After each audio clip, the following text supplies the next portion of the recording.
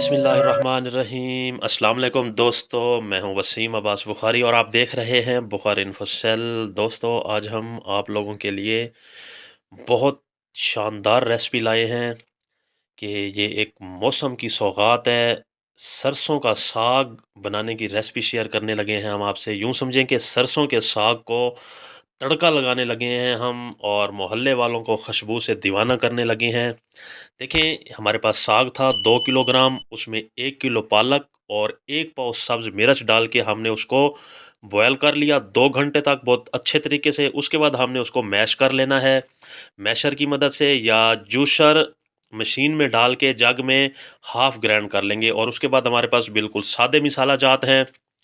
उसके बाद हम एक कढ़ाई लेंगे और कढ़ाई में 3 बड़े चम्मच भरकर कुकिंग ऑयल शामिल करेंगे, क्योंकि इसमें जितना ज़्यादा कुकिंग ऑयल होगा ये उतना शानदार तैयार होगा। कुकिंग ऑयल जब गर्म हो जाए तो हम उसमें 1 अदद प्याज शामिल कर देंगे ब्रीक चॉप करके। प्याज की कटिंग आपके सामने है। जैसे ही प्याज हीट अप हो जाए लाइट ब्राउन बिल्कुल, तो उसमें हम 2 टेबलस्पून लहसुन अदरक पेस्ट शामिल करेंगे और लहसुन अदरक पेस्ट को हम सिर्फ 1 मिनट तक फ्राई कर लेंगे, यानी जलने ना पाए, जस्ट उसको फ्राई करना है।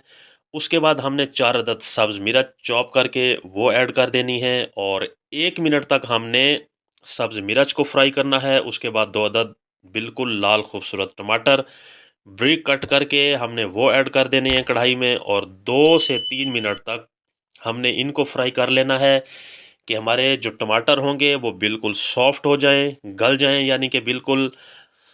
देखें, यहाँ पे टमाटर शानदार नरम हो चुके हैं। उसके बाद हस्बे ज़रूरत नमक ऐड करेंगे, हाफ़ टी स्पून हल्दी पाउडर शामिल करेंगे, 1 टीस्पून लाल मिर्च पाउडर शामिल करेंगे और 1 टीस्पून ही धनिया पाउडर।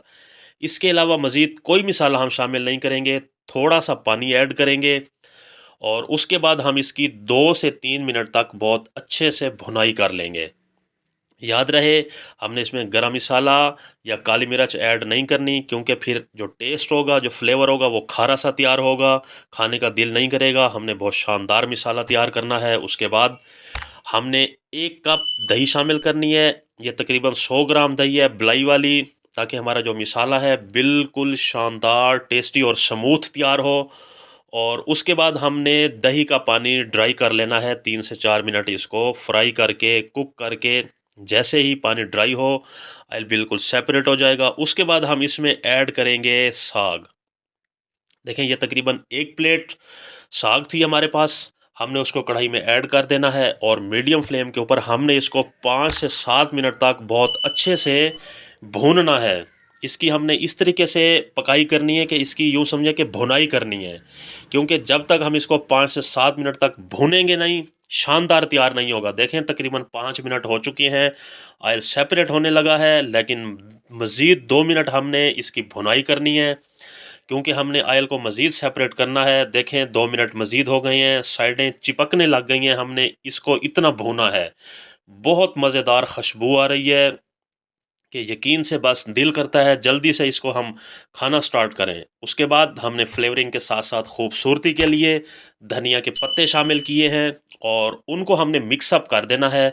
और उसके बाद हमने इसको 1 मिनट के लिए ढाँप देना है, लाजमी ढाँपना है। अब हम प्रेजेंटेशन की तरफ चलेंगे।